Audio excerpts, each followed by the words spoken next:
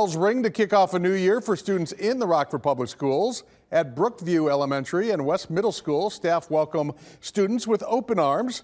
Children at Brookview spent their first day in the comfort of air conditioning, which crews installed over the summer.